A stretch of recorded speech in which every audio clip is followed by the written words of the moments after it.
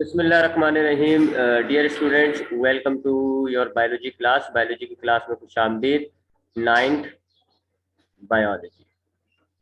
अच्छा, आपको हमने लास्ट जो हमारी क्लास हुई थी स्कूल में, हमने उसमें भी डिस्कस किया था कि what will be our targets in online classes. हमारी जो ऑनलाइन क्लासेस हैं इनमें क्या टारगेट है हमारा। तो मैंने आपको बताया था कि आपके पास इन वेकेशंस के बाद 15 तारीख से 15 जनवरी से आपके मिड टर्म शुरू हो जाएंगे, और आपने वेकेशंस में और फिर वेकेशंस के बाद भी इसी मिड टर्म की तैयारी करनी है। बिलखुसूस आपने जो वेकेशन का टाइम है वो आपने तैयारी में निकालना है, अपनी तैयारी करनी है, तमाम सब्जेक्ट्स की तैयारी करनी है जिनमें से बायोलॉजी भी आएगी, फिजिक्स भी आएगी। ठीक है। सो उसी तैयारी के हवाले से आपकी सपोर्ट करने के लिए हम ये ऑनलाइन क्लासेस ले रहे हैं। हम जानते हैं कि आप वेकेशंस पर हैं और आप जो है अभी मिड टर्म की तैयारी कर रहे होंगे। सो आपको आपको सपोर्ट करने के लिए और आपको किन किन चीज़ों की तैयारी करनी है उस हवाले से हमारी एक क्लास कंडक्ट हो रही है, ताकि आप जो है वो समझ सकें कि आपने जो है मिड टर्म की तैयारी कैसे करनी है। तो सबसे पहले इस बात को याद रखिएगा जी, मिड टर्म आपके स्टार्ट हो रहे हैं 15 जनवरी से, 15 जनवरी। 15 जनवरी से आपके मिड टर्म स्टार्ट हो रहा है। मैं बिल्कुल आखिर में आपको टाइम टेबल दिखा दूंगा और देख लिएगा जी आपका कौन कौन सा पेपर जो है वो कब किन डेट्स में आ रहे हैं।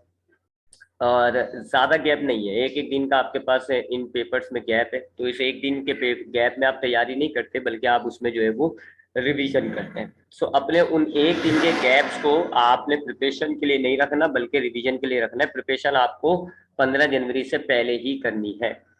तमाम सब्जेक्ट्स की तरह बायोलॉजी में भी आपका जो मिड टर्म का सिलेबस है वो किट नंबर वन से वन से लेके किट नंबर 4 तक का सिलेबस है। किट नंबर 1 से लेके किट नंबर 4 तक आपकी बायोलॉजी में जितने भी चैप्टर्स आए हैं उनसे आपका मिड टर्म का पेपर कंडक्ट किया जाएगा। कौन कौन से चैप्टर्स हैं जी, मैं आपको बता देता हूँ। किट नंबर 1 में आपका जो है वो चैप्टर नंबर 1 आया था जिसका नाम था इंट्रोडक्शन टू बायोलॉजी। ये आपका किट नंबर 1 का चैप्टर है। फिर किट नंबर 2 में आपका जो है वो चैप्टर नंबर 2 था जिसका नाम था सॉल्विंग ए बायोलॉजिकल प्रॉब्लम। मैं पूरे पूरे नाम नहीं लिख रहा, बहुत बड़े बड़े नाम है। ठीक है। 2 किट्स हो गई। फिर तीसरी किट में किट नंबर 3 में आपके पास जो है वो बुक का तीसरा चैप्टर था जिसका नाम था बायोडाइवर्सिटी। ये थोड़ा बड़ा चैप्टर था, बायोडाइवर्सिटी। और किट नंबर 4 में आपकी बायोलॉजी की बुक का चौथा चैप्टर है जी जिसका नाम है सेल्स एंड टिश्यूज। तो ये चार आपकी जो चार किट्स हैं इनमें ये चार चैप्टर्स हैं। आपका पेपर इन चार चैप्टर्स से कंडक्ट किया जाएगा। हमने चैप्टर नंबर 1 भी पढ़ लिया, हमने चैप्टर नंबर 2 भी पढ़ लिया, हमने चैप्टर नंबर 3 भी पढ़ लिया। ये हमारा अभी जो है वो ऑन प्रोग्रेस है। ये हमारा चैप्टर अभी चल रहा था, इसको हमने कंप्लीट नहीं किया। वेकेशन आ गई हैं, तो जैसी वेकेशन खत्म होंगी जनवरी से हमारी क्लासेस शुरू होंगी। सो हमने इस चैप्टर को कंटिन्यू करना होगा, सेल्स एंड टिश्यूज का। लास्ट क्लास में जो हमने डिस्कस किया था इसमें सेल ऑर्गेनल्स तक हमने पढ़ लिया था। तो अब ये ज़्यादा चैप्टर नहीं, आधे से ज़्यादा चैप्टर हम पढ़ चुके हैं। तो इंशाल्लाह जैसे ही जनवरी में आपके स्कूल खुलेंगे तो ये आपको मैं जो हूँ ये दो तीन क्लासेस में आपका ये चैप्टर जो है वो कंप्लीट हो जाएगा। ठीक है जी। तो इन चार चैप्टर्स की आपने तैयारी करनी है। पेपर पैटर्न क्या होगा और तैयारी किस तरह करनी है वो मैं अब आपको बताने जा रहा हूँ। पहली बात है, जरा पेपर पैटर्न के हवाले से बात कर ले। ये मेरे आपके पास जो है ये वो पेपर है जो आपको दिया गया है स्कूल की तरफ से, जिसको आप गैस पेपर कह रहे हो। ठीक है। ये जो गैस पेपर आपको स्कूल की तरफ से इशू किया गया है, ये आपके पास दो चीजें हैं जी। एक तो ये मॉडल पेपर भी है आपका और एक ये आपका गैस पेपर भी है। ये आपका मॉडल पेपर भी है। मॉडल पेपर का मतलब हो गया कि आपका जो पेपर मिड टर्म का आएगा वो इस तर्ज का आएगा, इस पैटर्न पर आएगा। और ये आपका गैस पेपर भी हो गया, यानी कि आपने जो है इन्हीं इस पेपर में जितने भी क्वेश्चन आंसर दें उनकी तैयारी करनी है।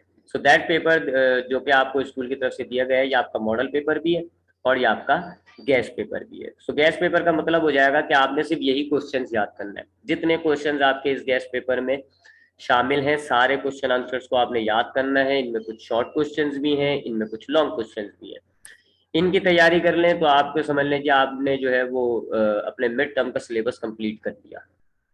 और मॉडल पेपर का मतलब हो गया कि जो आपको इस पेपर में जो पैटर्न शो किया जा रहा है, बिल्कुल आपका जो मिड टर्म का पेपर है, इवन के जो आपका बोर्ड का भी पेपर है, वो भी इसी पैटर्न पर आएगा। तो वो पैटर्न थोड़ा सा मैं आपको रिव्यू करा देता हूँ दोबारा।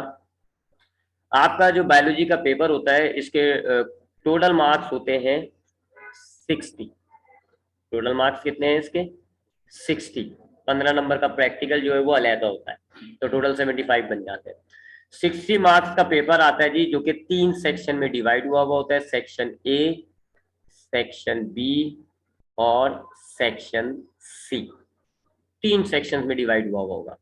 सेक्शन ए में आपके पास एमसीक्यूज होते हैं, सेक्शन बी में आपके पास शॉर्ट क्वेश्चंस होते हैं, और सेक्शन सी में आपके पास लॉन्ग क्वेश्चंस होते हैं।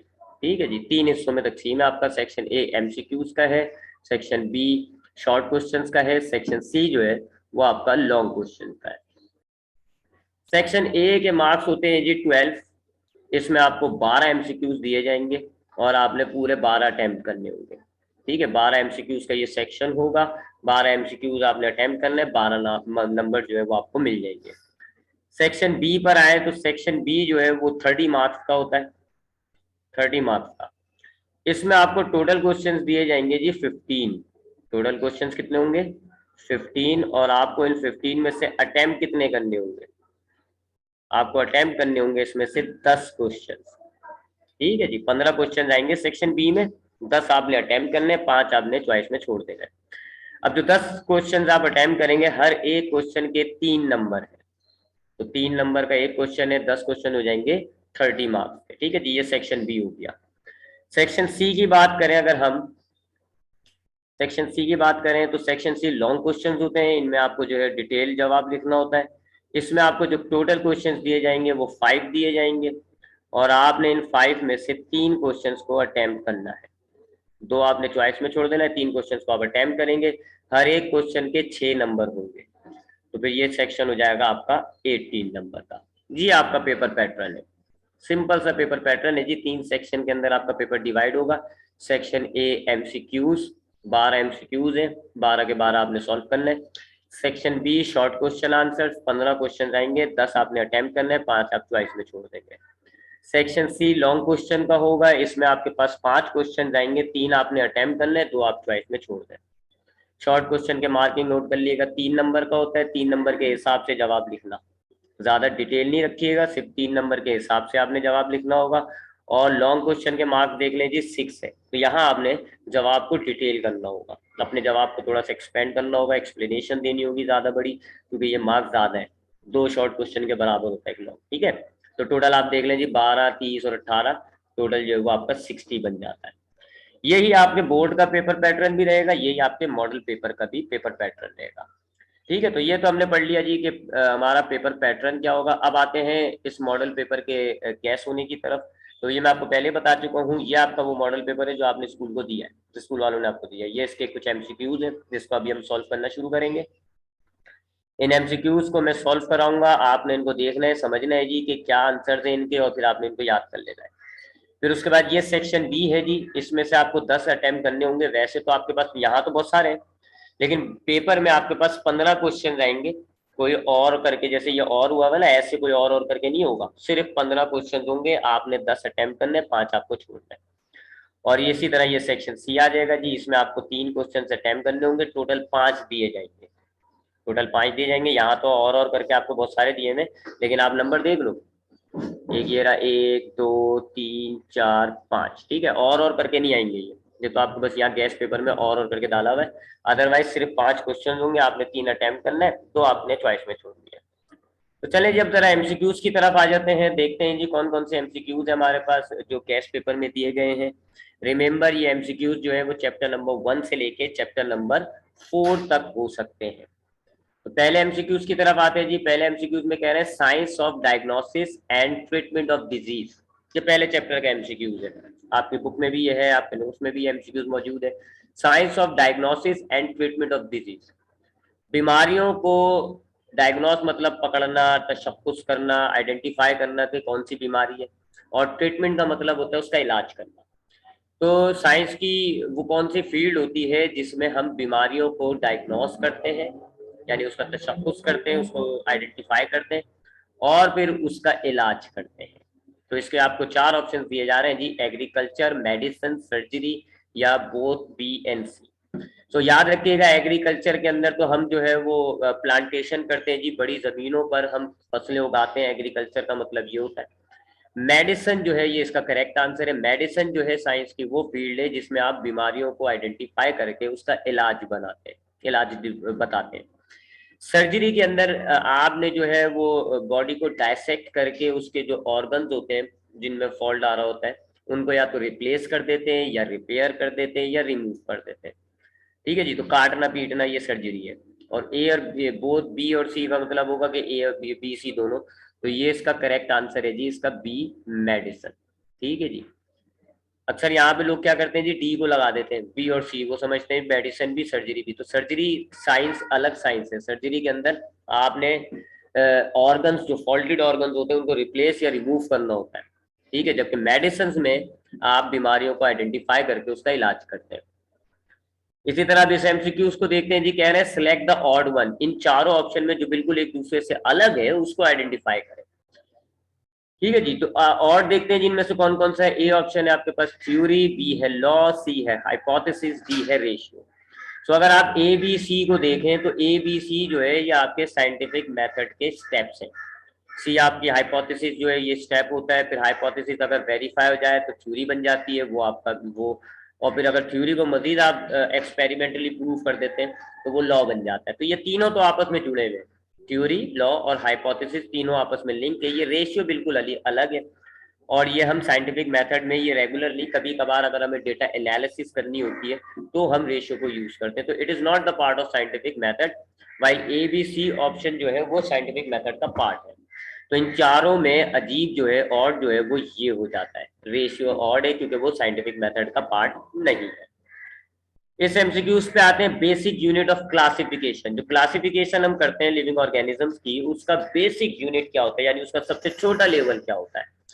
आपको याद होगा क्लासिफिकेशन हमने 3rd चैप्टर बायोडाइवर्सिटी में पढ़ी है और हमने देखा था कि बायोलॉजी में जब हम लिविंग ऑर्गेनिजम्स को क्लासिफाई करते हैं तो बहुत सारे ग्रुप्स बनते हैं। एक ग्रुप होता है सबसे बड़ा जिसको आप कहते हो किंगडम, फिर किंगडम्स के अंदर आपको मजीद मिलते हैं जी फाइलम, फिर फाइलम के अंदर आपके पास क्या होती है जी उनके फर्दर ग्रुप्स को आप कहते हो क्लास, फिर क्लास के फर्दर ग्रुप्स जो होते हैं उनको आप कहते हो ऑर्डर, फिर ऑर्डर के मजीद जो ग्रुप्स होते हैं उनको आप कहते हो फैमिली, फिर फैमिली के मजीद जो ग्रुप्स होते हैं उनको आप कहते हो जीनस, और जीनस के जो मजीद ग्रुप्स होते हैं उनको आप कहते हो स्पीशी। स्पीशी के बाद मजीद कुछ नहीं है, स्पीशी पे आके आपकी जो टेक्सोनोमिक हिरार्की है वो खत्म हो जाती है। तो बेसिक यूनिट ऑफ क्लासिफिकेशन यानी सबसे छोटा यूनिट कौन सा हो गया, स्पीशी।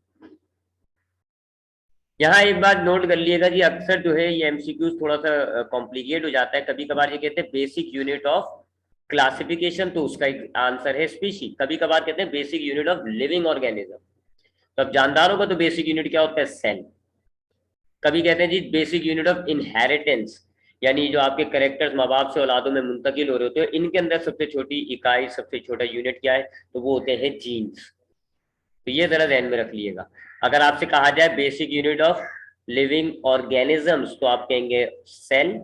अगर आपसे कहा जाता है बेसिक यूनिट ऑफ इनहेरिटेंस तो आप कहेंगे जीन, इनहेरिटेंस। और अगर आपसे कहा जाए बेसिक यूनिट ऑफ क्लासिफिकेशन तो फिर आप कहेंगे स्पीशी। ठीक है जी, आगे बढ़ते हैं जी। अगला एमसीक्यूज जो है वो आपका 4th चैप्टर से, सेल्स एंड टिश्यू से। He discovered the cell basic unit of living organism. Cell जो कि बेसिक यूनिट होता है लिविंग ऑर्गेनिज्म का, उसको किसने डिस्कवर किया था, तो ये अभी हमने रिसेंटली चैप्टर पढ़ा है, मैंने आपको बताया था कि रॉबर्ट हुक वो साइंटिस्ट था तारीख में जिसने सेल को सबसे पहले ऑब्जर्व किया था और इसने उसका नाम सेल रखा था 1665 को। ठीक है, तो 1665 को रॉबर्ट हुक नाम का एक साइंटिस्ट था, उसने पहले कंपाउंड माइक्रोस्कोप बनाया, यानी उसने अपने माइक्रोस्कोप को थोड़ा अपडेट किया और फिर उसने कॉर्क के अंदर सेल्स को ऑब्जर्व किया था। तो Robert Hooke discovered cell the basic unit of living organism. अगले एमसीक्यू को देखते हैं जी, increase quantity and quality of fish production. अगर आपने फिश प्रोडक्शन की क्वांटिटी क्वालिटी को बढ़ाना है तो ये क्या कहलाता है। ठीक है, ये भी 1st चैप्टर के अंदर हमने जो है वो करियर्स के अंदर पढ़ा था कि ये फिशरीज कहलाता है। फिशरीज जो है साइंस है जिसके अंदर हम फिश प्रोडक्शन की क्वालिटी और क्वांटिटी को चेक करते हैं, इंक्रीज करते हैं, ऐसे ऐसे मेथड्स अडॉप्ट करते हैं जिससे फिश प्रोडक्शन की क्वालिटी और क्वांटिटी इंक्रीज हो। तो इसका करेक्ट आंसर है फिशरीज। नेक्स्ट है जी quantitative observation is the use of. Quantitative observation में हम किस चीज को यूज करते हैं? अब यहाँ ये चैप्टर 2 का एमसीक्यूज है, सॉल्विंग अ बायोलॉजिकल प्रॉब्लम। उसमें हमने देखा था ऑब्जर्वेशन हमारे पास पहला स्टेप होता है जिसमें हमने मालूमात इकट्ठी करनी होती है।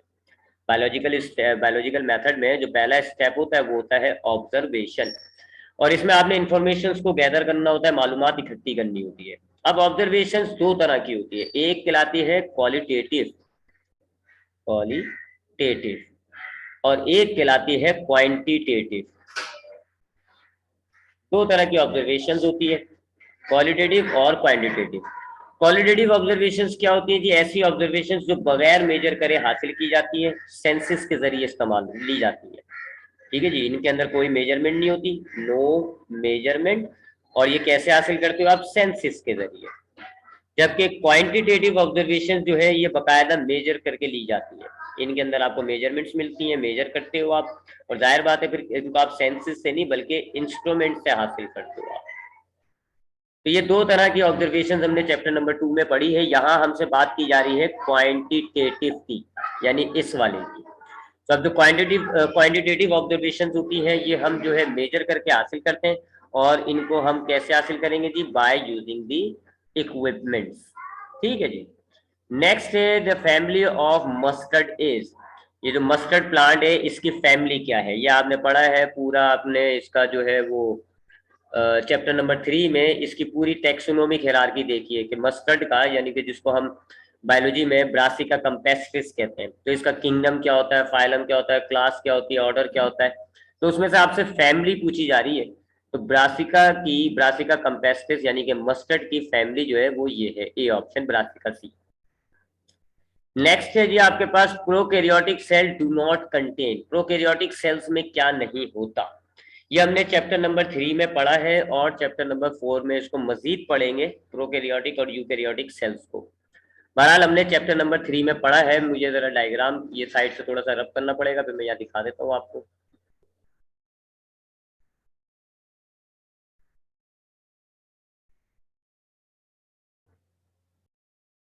हाँ जी, मार्कर बना दूं? हाँ।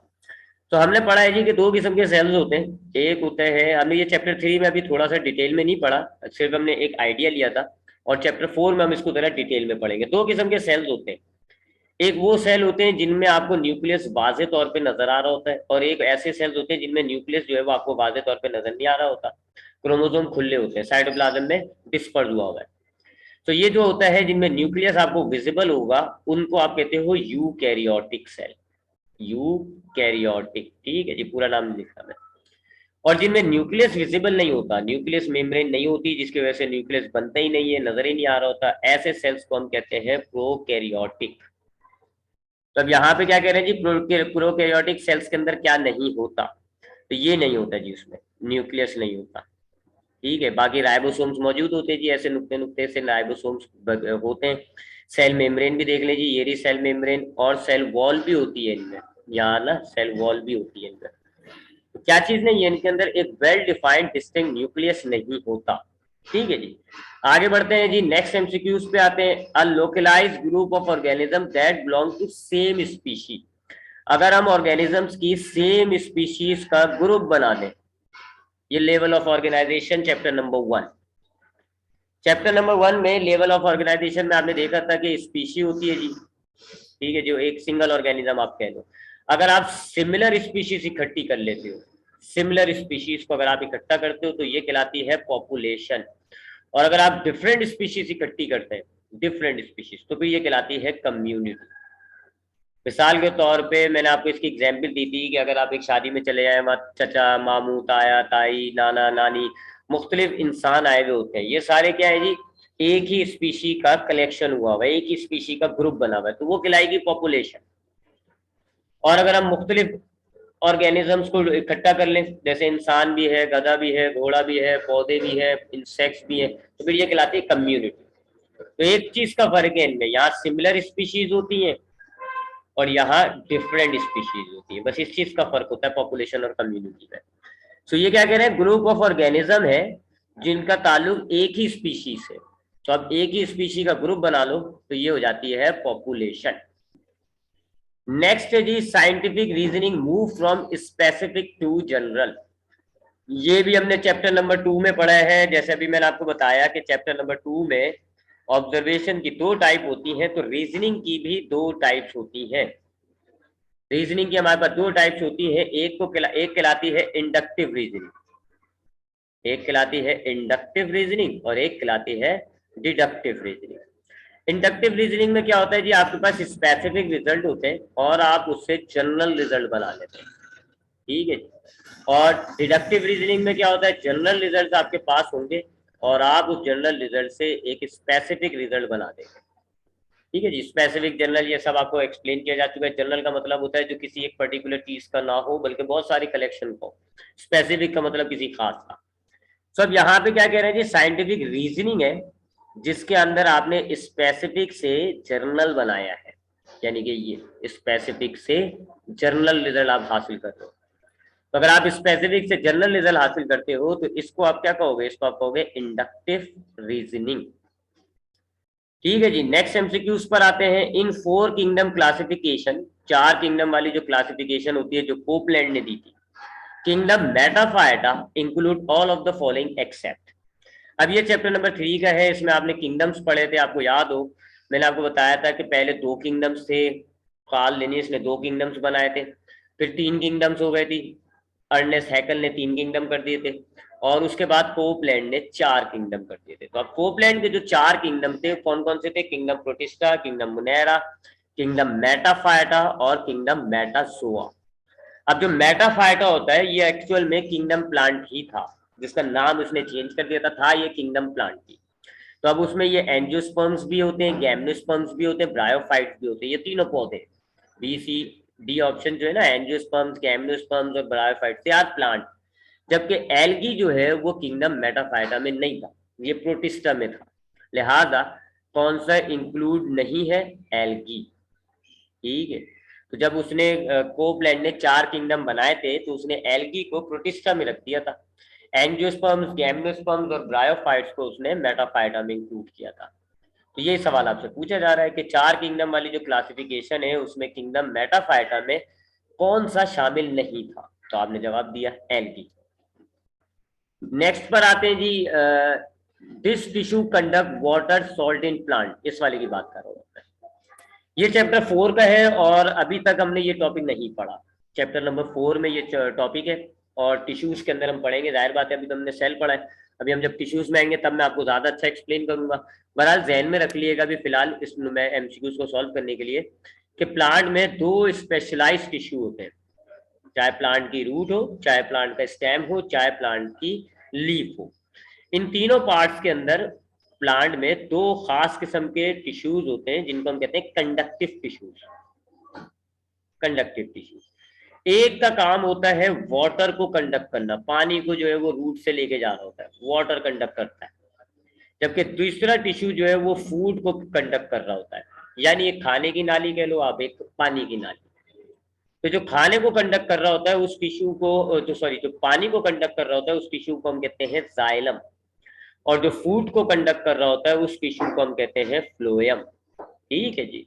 तो आपके रूट, स्टेम, लीफ, इन तीनों में 2 कंडक्टिंग टिश्यूज है, जाइलम और फ्लोएम। जाइलम के अंदर से पानी जा रहा है, रूट से होता है, फिर ये स्टेम से होता हुआ लीफ तक जाता है, और फ्लोएम के जरिए फूड कंडक्ट हो रहा होता है, लीफ से निकलता है फिर स्टेम से होता हुआ रूट तक जाता है।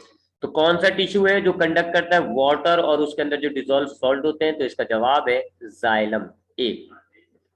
नेक्स्ट है जी, सिमिलर सेल्स कंबाइन होते हैं तो क्या बनता है, similar cells combine together to form.